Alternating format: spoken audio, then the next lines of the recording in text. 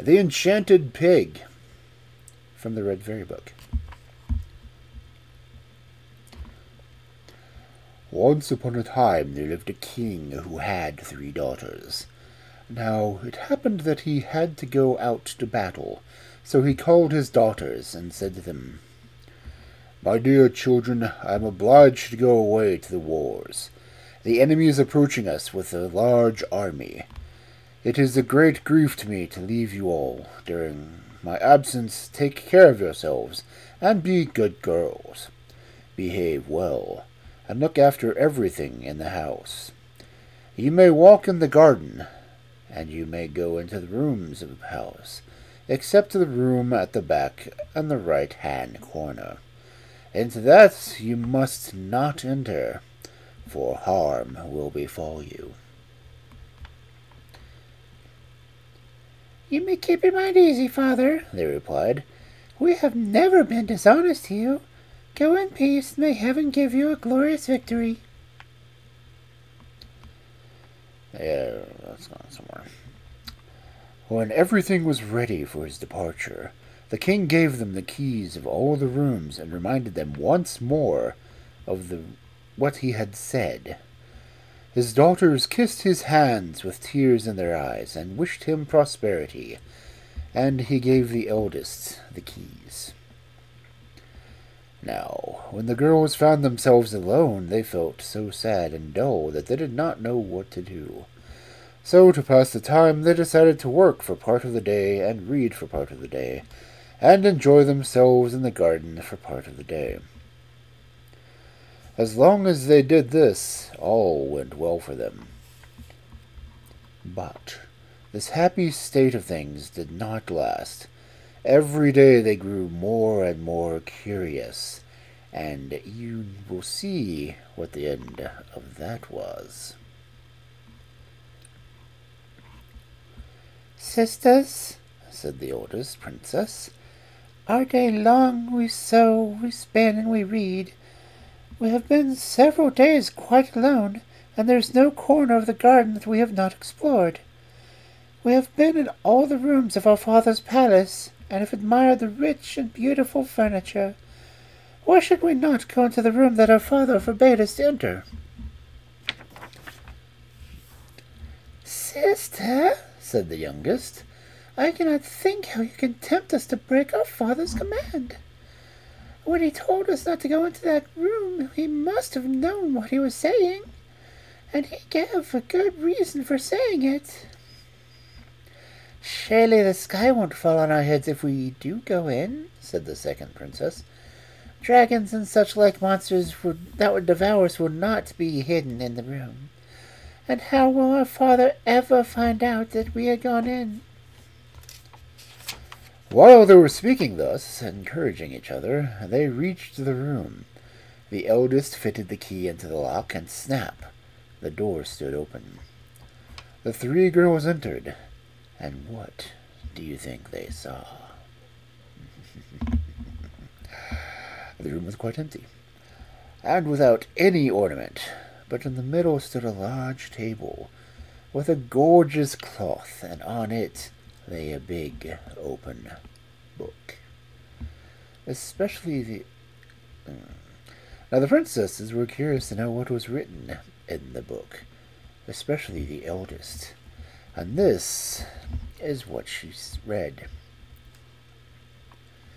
"The eldest daughter of the king will marry a prince from the east."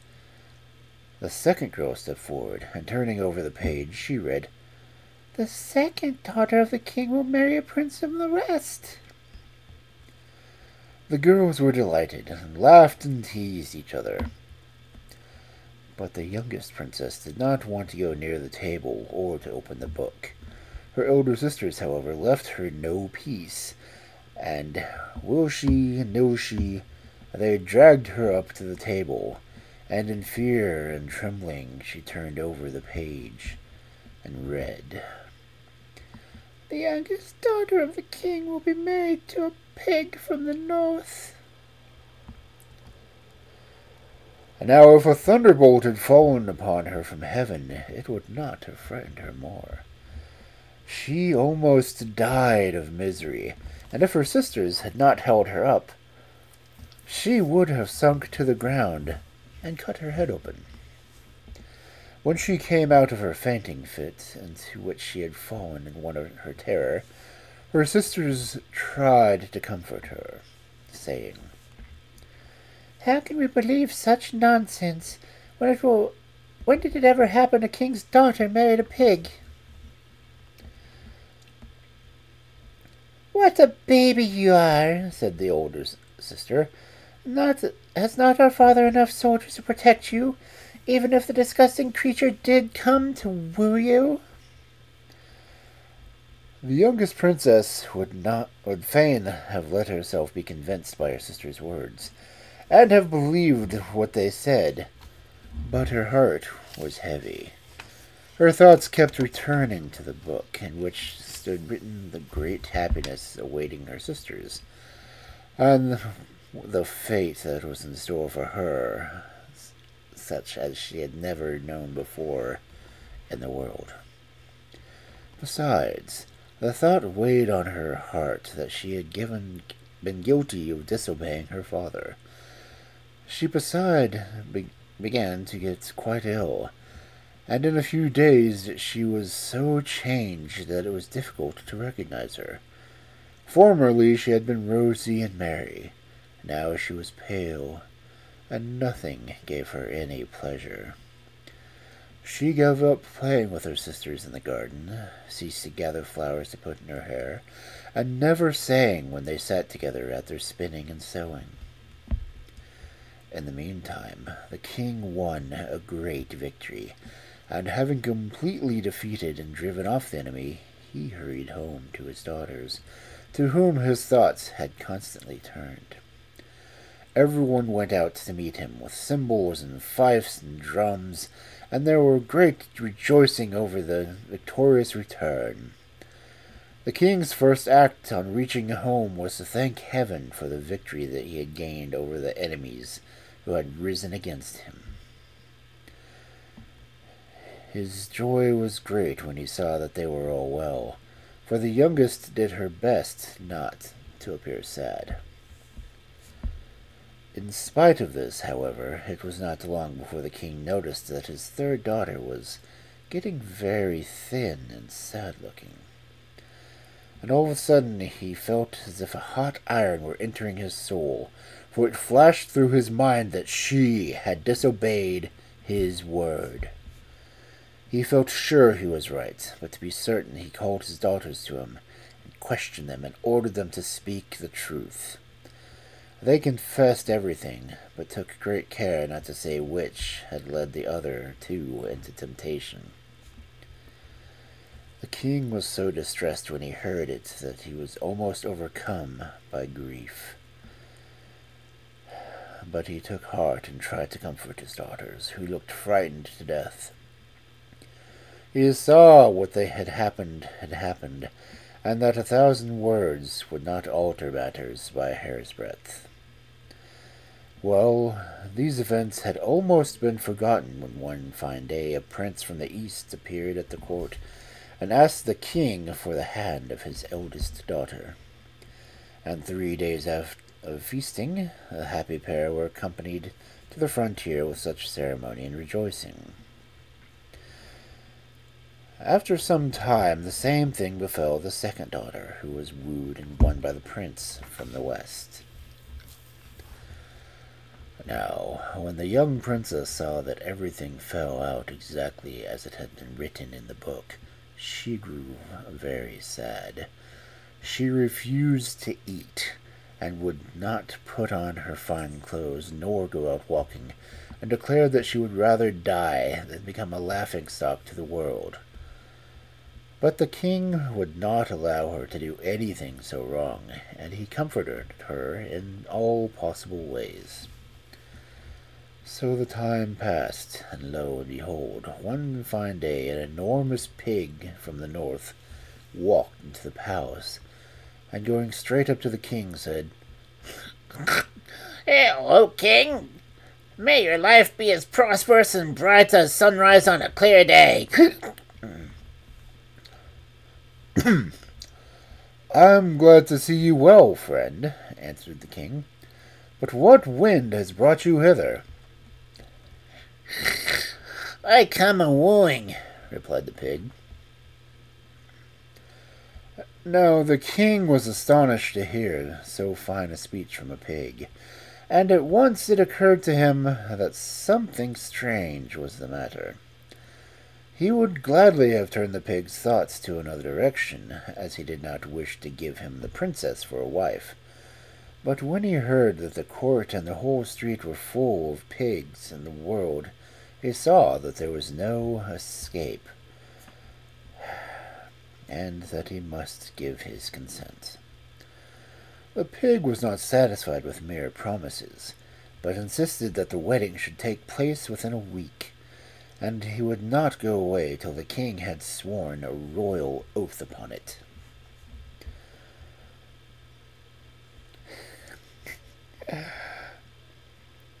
The king then sent for his daughter and advised her to submit to fate, and there was nothing else to be done. Excuse me. And he added,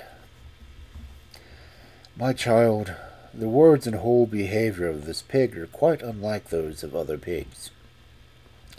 I do not myself believe that he always was a pig. Depend upon it, some magic or witchcraft has been at work. Obey him, and do everything that he wishes." Everything.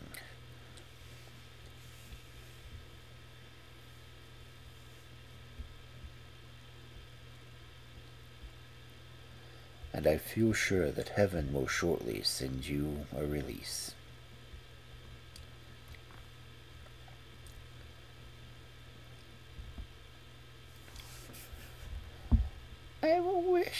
If you wish me to do this, dear father, I will do it," replied the girl. In the meantime, the wedding day grew near. After the marriage, the pig and his bride set out for his home in one of the royal carriages. On the way they passed a great bog, and the pig ordered the carriages to stop, and he got out and rolled about in the mire till he was covered with mud from head to foot. Then he got back into the carriage and told his wife to kiss him. What was the poor girl to do? She bethought herself of her father's words, and pulling out her pocket handkerchief, she gently wiped the pig's snout and kissed it. By the time they reached the pig's dwelling, which stood in a thick wood, it was quite dark. They sat down quietly for a little, as they were tired after their drive. Then they had supper together, and lay down to rest. During the night, the princess noticed that the pig had changed into a man. She was not a little surprised, but remembering her father's words, she took courage, determined to wait and to see what was happening. And now she noticed that every night the pig became a man, and every morning he was changed into a pig before she woke. This happened several nights running, and the princess could not understand it at all.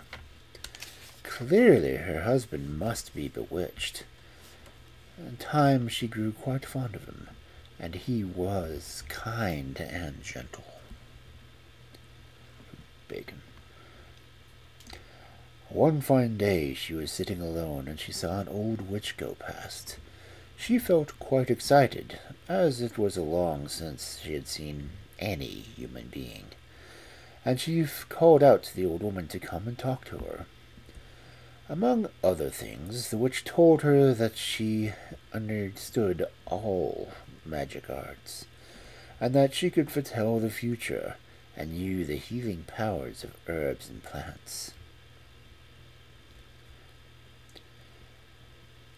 "I shall be grateful to you all my life, old dame," said the princess, "if you will tell me what is the matter with my husband. He is a pig by day and a human by night."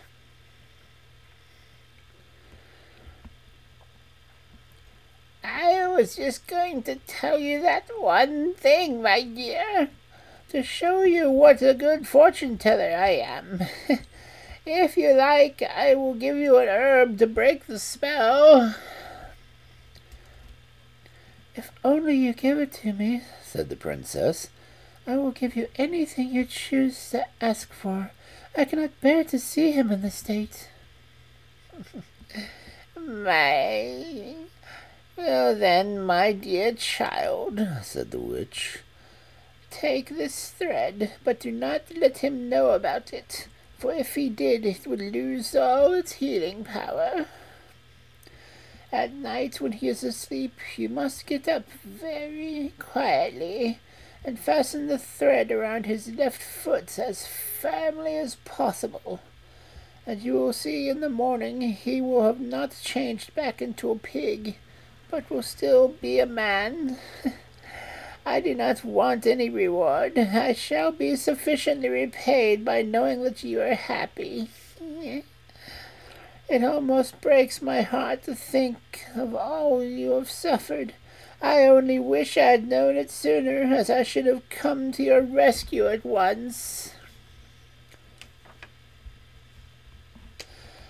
When the old witch had gone away, the princess hid the thread very carefully, and at night she got up quietly, and with a beating heart she bound the thread around her husband's foot.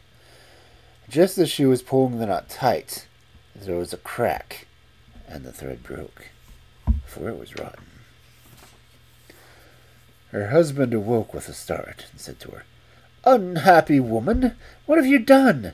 3 days more and this unholy spell would have fallen from me, and now, who knows how long I may have to go about this disgusting shape? I must leave you at once, and we shall not meet again until you have worn out 3 pairs of iron shoes and blunted a steel staff in your search for me." Specific. So saying, he disappeared. Now, when the princess was left alone, she began to weep and moan in a way that was pitiful to hear. But when she saw that her tears and groans did her no good, she got up, determined to go wherever fate should lead her. On reaching a town, the first thing she did was to order 3 pairs of iron sandals and a staff of steel.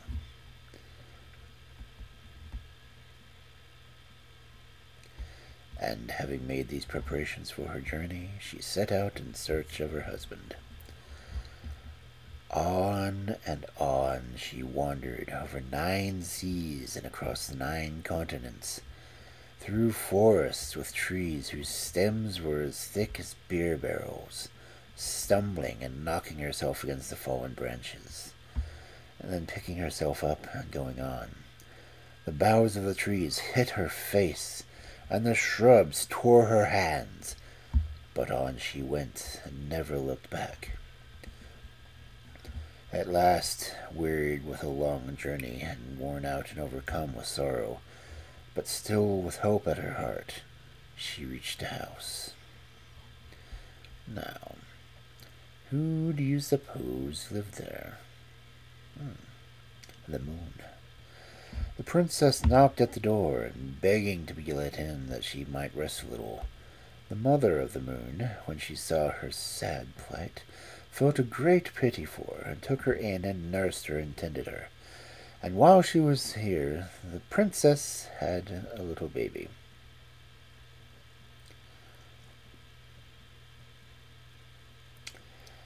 Wow. One day the mother of the moon asked her, "How is it possible for you, a mortal, to get hither to the house of the moon?" Then the poor princess told her all that had happened to her, and added, "I shall always be thankful to heaven for letting me hither, and grateful to you that you took pity on me and on my baby, and did not leave us to die. Now I beg one last favor of you. Can your daughter, the moon, tell me where my husband is?" "She cannot tell you that, my child," replied the goddess. "But if you will travel towards the east until you reach the dwelling of the sun, he may be able to tell you something." Then she gave the princess a roast chicken to eat, and warned her to be very careful not to lose any of the bones, because they might be of great use to her. When the princess had thanked her once more for her hospitality and for the good advice, she had thrown away one pair of shoes that were worn out, and had put on a second pair. She tied up the chicken bones in a bundle, and taking her baby into her arms and her staff in her hand, she set out once more on her wanderings. On and on and on she went across bare sandy deserts, where the roads were so heavy that for every 2 steps that she took forward, she fell one back. But she struggled on till she had passed these dreary plains. Next she crossed high, rocky mountains, jumping from crag to crag and from peak to peak. Sometimes she would rest for a little on the mountain, and then start afresh, always farther and farther on. She had to cross swamps and to scale mountain peaks covered with flint, so that her knees and feet and elbows were all torn and bleeding, and sometimes she came to a precipice across which she could not jump, and she had to crawl around on her hands and knees, helping herself along with her staff. At length, wearied to death, she reached the palace in which the sun lived. She knocked and begged for admission. The mother of the sun opened the door, and was astonished at beholding a mortal on the distant earthly shores, and wept with pity when she heard all that she had suffered. Then, having promised to ask her son about the princess's husband, she hid her in the cellars, so that the sun might notice nothing on his return home. For he was always in a bad temper when he came in at night. The next day the princess feared that things would not go well with her, for the sun had noticed that someone from the other world had been in his palace. But his mother had soothed him with soft words, assuring him that this was not so. So the princess took heart when she saw how kindly she was treated, and asked, "But how in the world is it possible for the sun to be so angry? He is beautiful and so good to mortals." "This is how it happens," replied the sun's mother. "In the morning when he stands at the gates of paradise he is happy, and he smiles on the whole world. But during the day he gets cross because he sees all the evil deeds of men. And that is why his heat becomes so scorching. But the evening he is both sad and angry, for he stands at the gates of death. That is his usual course. From there he comes back here." She told the princess that she had asked about her husband, but that her son had replied that he knew nothing about him, and that her only hope was to go and inquire the wind. Before the princess left, the mother of the sun gave her a roast chicken to eat, and advised her to take great care of the bones, which she did, wrapping them in a bundle. Then she threw away her second pair of shoes, which were quite worn out, and with her child on her arm and her staff in her hand, she set forth on her way to the wind.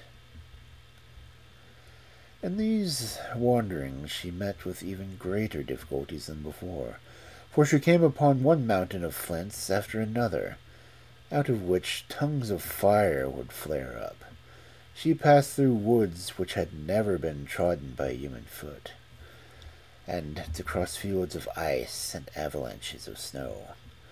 The poor woman nearly died from these hardships, but she kept a brave heart, and at length she reached an enormous cave in the side of the mountain. This is where the wind lived.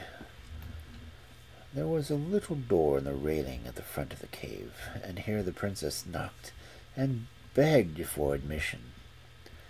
The mother of the wind had pity on her, and took her in, that she might rest a little. Here, too, she was hidden away, so that the wind might not notice her. The next morning the mother of the wind told her that her husband was living in a thick wood, so thick that no axe had been able to cut a way through it.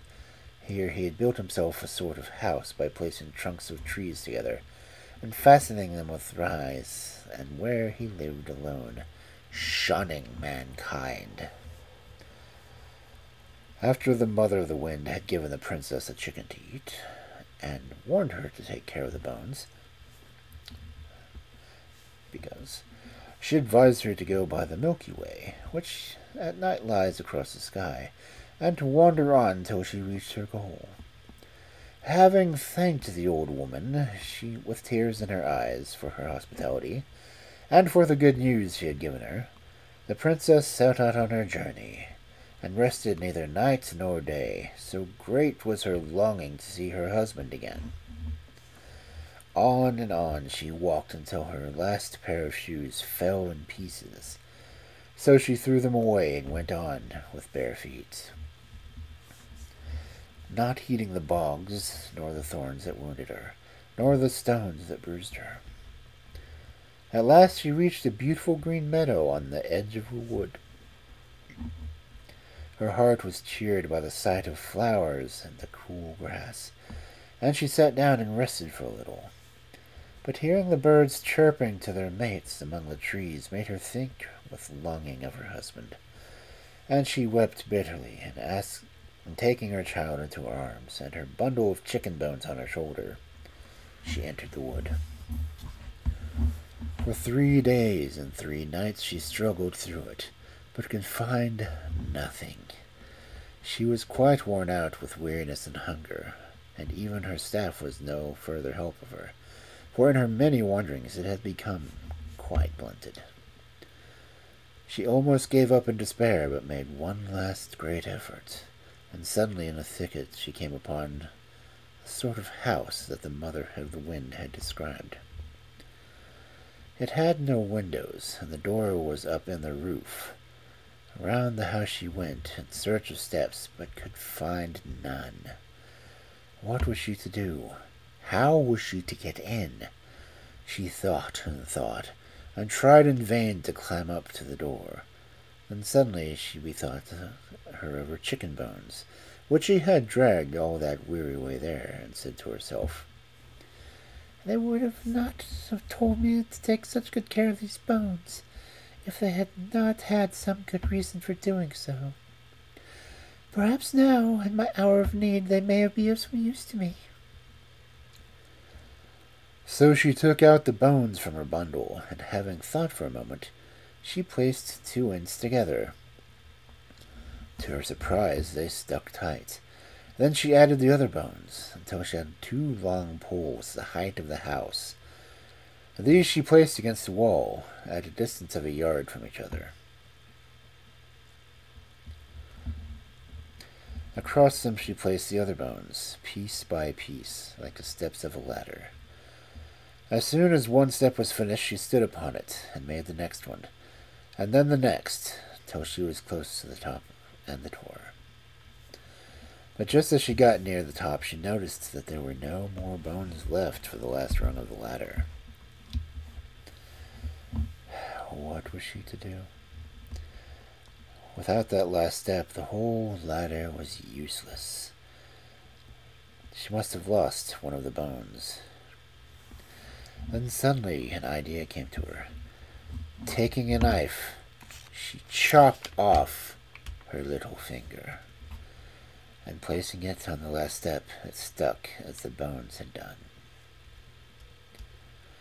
The ladder was complete, and with her child on her arm, she entered the door of the house.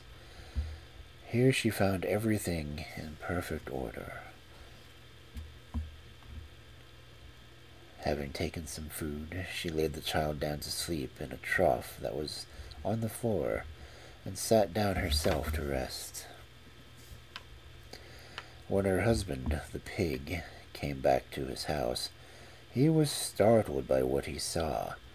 At first he could not believe his eyes, and stared at the ladder of bones, and at the little finger at the top of it.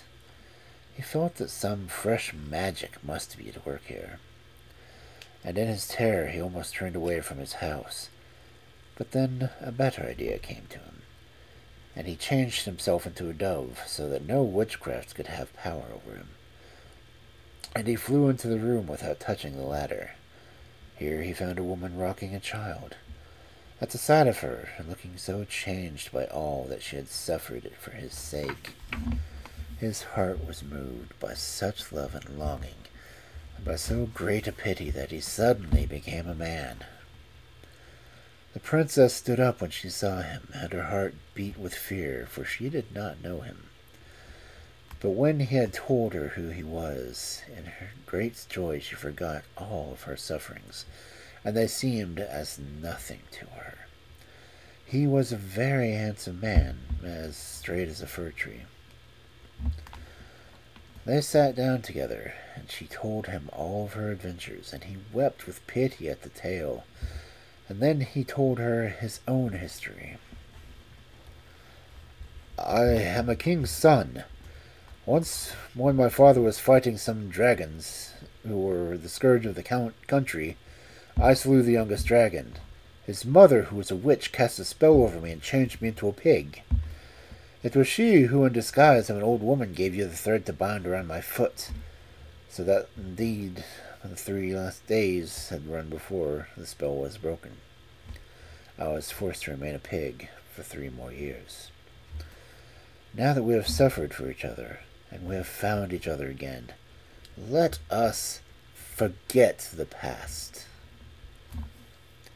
And in their joy they kissed one another. Next morning they set out early to return to his father's kingdom. Great was the rejoicing of all the people when they saw him and his wife. His father and his mother embraced them both, and there was feasting in the palace for 3 days and 3 nights. Then they set out to see her father. The old king nearly went out of his mind with joy beholding his daughter again.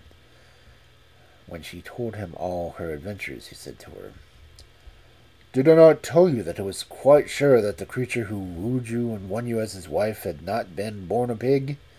You see, my child, how wise you were in doing what I told you."